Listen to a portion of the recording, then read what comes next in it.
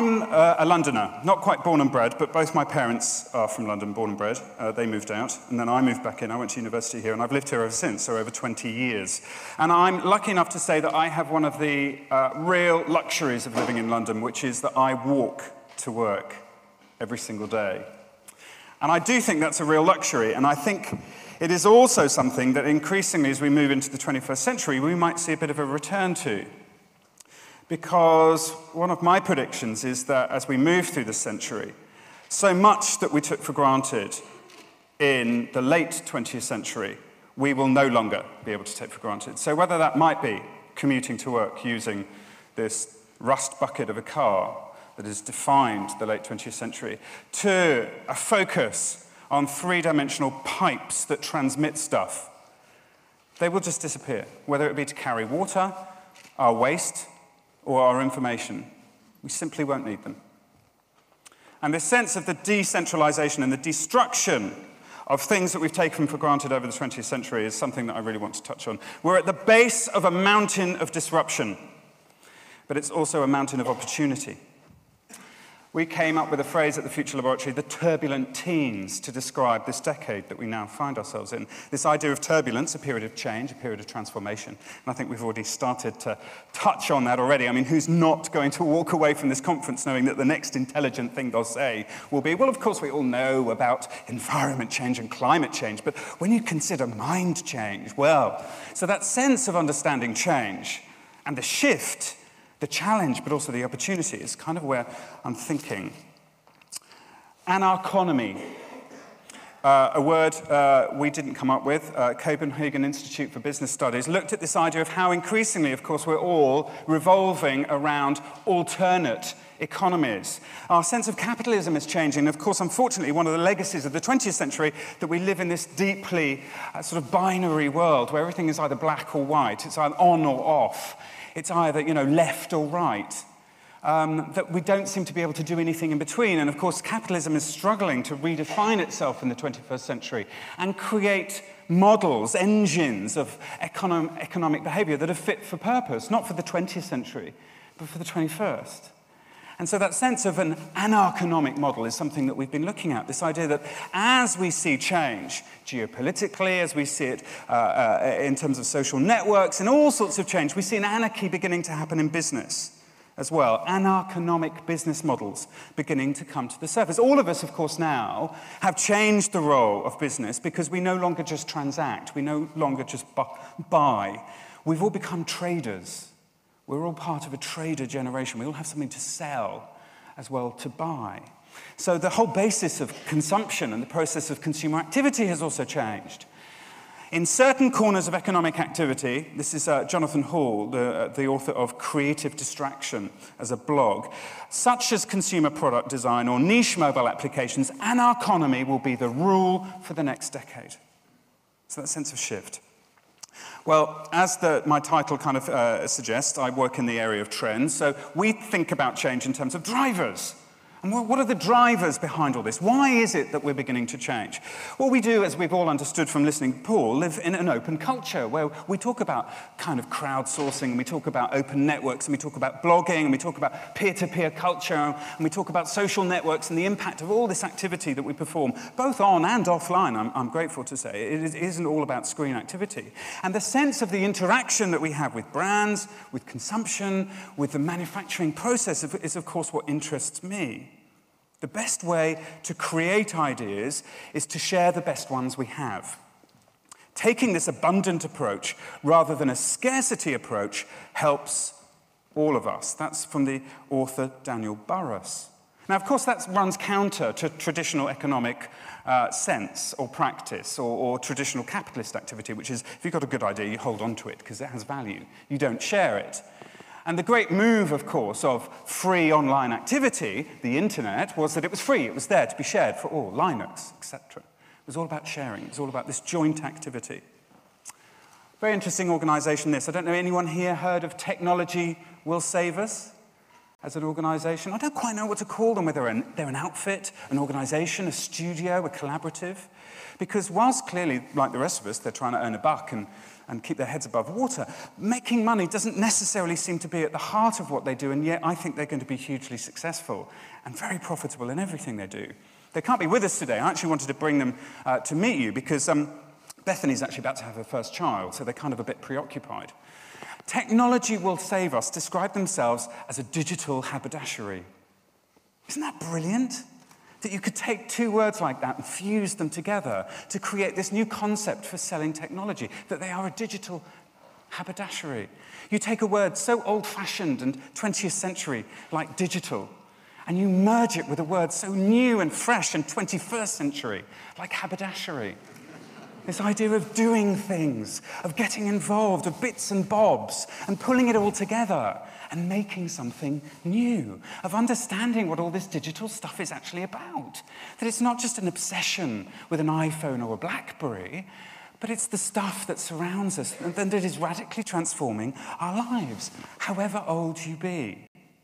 And that sense, I think, is what's really interesting about how open source culture is beginning to change. Get involved. Has anyone here tried to take the back off their iPhone recently? Do any of you know what goes on behind it? The single greatest fault of Apple. It's why they're doomed for failure. 10 years ago, of course, I would stand up in front of an audience and talk about how they were going to save us all. But then I was talking to a bunch of professionals who thought Dell was what computing was all about, and Macs were for graphic designers. But within 10 years, of course, the transformation of Apple has happened. I'm not going to argue it's complete, but I am saying that they better watch out because the competition is around the corner. And of course, the competition isn't from Dell or IBM or HTC or Lenovo. It's you and me. Because that's the nature of how consumption and how manufacturing is changing. We are the competitor set because we will come up with better ideas than they ever will in the decade to come. That's the DIY challenge, and that's the DIY change, that we now live in an open culture where we are prepared to share ideas because our sense of protecting an idea hegemony has completely radically transformed the way that we think and operate as social beings. This is Sugru. Anyone here know about Sugru? A couple of you.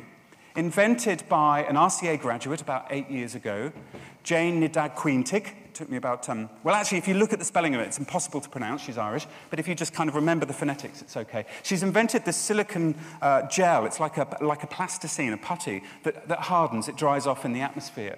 And therefore, what she's done is create this amazing product that just fixes stuff. It deals with obsolescence, as in with my dishwasher that rusts. I now just cover the rusty bits, and suddenly my dishwasher tray's got a whole new lease of life. And this sense of being able to learn to stick it on things is what Sugru is all about.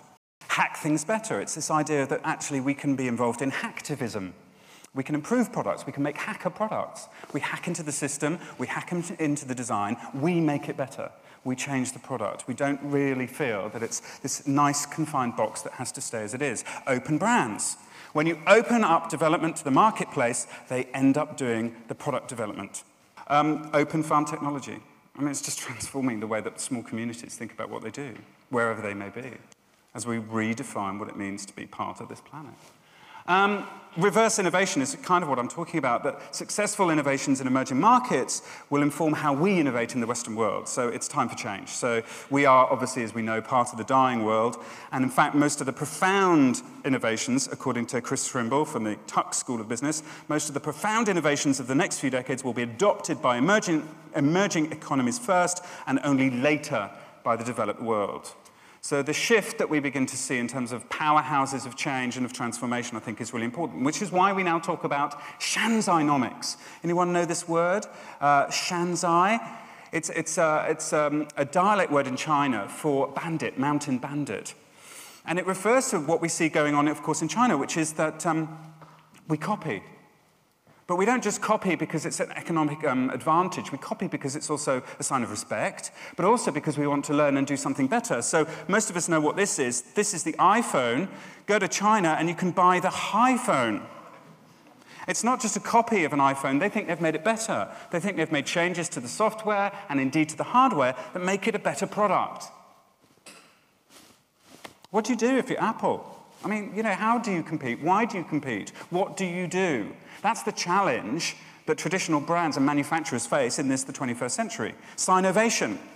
The idea that we now have huge streams of development that are enabling all sorts of things to happen. This is the Mustang coronary stent that's been developed that is radically cheaper than previous stents, and therefore enabling a new level of surgery to be developed. For the first time in a long time, the key engine of growth for the global economy will not come from the US, Japan, or Europe. I think we're all aware of that already. Indovation. How we see huge product categories, sometimes by our big and beastie global brands being manufactured, but at a different way, a different rate, a different pace, a different style. Buy a Mach 3 razor here in Europe, it's going to cost you £6. Buy a Gillette Guard in India, and it'll cost you 20p. And that sense of economies of scale and this sense of difference that we start to see is going to radically change the way that we think about consumption and how whole new markets will open up for different consumers. So, let's wrap up with a few consequences. I was briefed to talk about 3 DIY, 3 design it yourself, do it yourself, print it yourself. And I think this, again, is one of the areas that we're all aware of how a technology developed for rapid prototyping, how to print a solid object, is now moving into a form of potential manufacturing. Now, I was lucky enough to have one of these at first hand over the summer. I saw it being put into a family home to watch how the family would interact with this. And it was a bit like how you imagined it must have been when the first telly turned up in the time for the coronation in one household in one village, and everyone gathered around. And quite a lot of people looked at it and were really dismissive because they just didn't know what it did. And that was the response it got. And again, it was this idea of, well, what does it do? What can it do? The implications of this technology are still going to take some time to work out. And the problems, the mechanics, I think, will still take some time. But here's the thing. The participating consumer no longer judges an object for what it is, but imagines what it can become. So not only am I going to maybe make something on screen and interact on screen, I'm actually then going to design it, and I'm going to see it being produced. And I'm going to be involved in that design process. Talk about firing off your brain cells to think about the potential of what you could do, the imaginary playing on your keyboard. Objects are evolving into dynamic puzzles. Because I'm not just receiving something that I'm going to buy, I'm thinking about the end product before it's even been created. But of course, the future that many of us are looking at is this idea, so will I have one on my street? Will I have one in my house? Well, of course we will. 10 years ago, a printer was a bloke from Romford. Does anyone now not have a printer at home? I mean, I don't mean a bloke from Romford. I mean, do you not have a printer at home? So why on earth will you not have a 3D printer at home? So that process that we'll go through of technological development and advancement changes the way we think about product and what we'll be able to print at home, what we'll be able to buy. And that shift represents a massive challenge and change and opportunity in the way that we think about manufacturing, decentralizing, potentially, manufacturing, changing the logistics chain that has created the 20th century. So we move into a period of disruptive innovation. In the anarchonomy decade, businesses will transform their organizational structures into ones that allow for disruptive, innovative thinking. Thank you very much.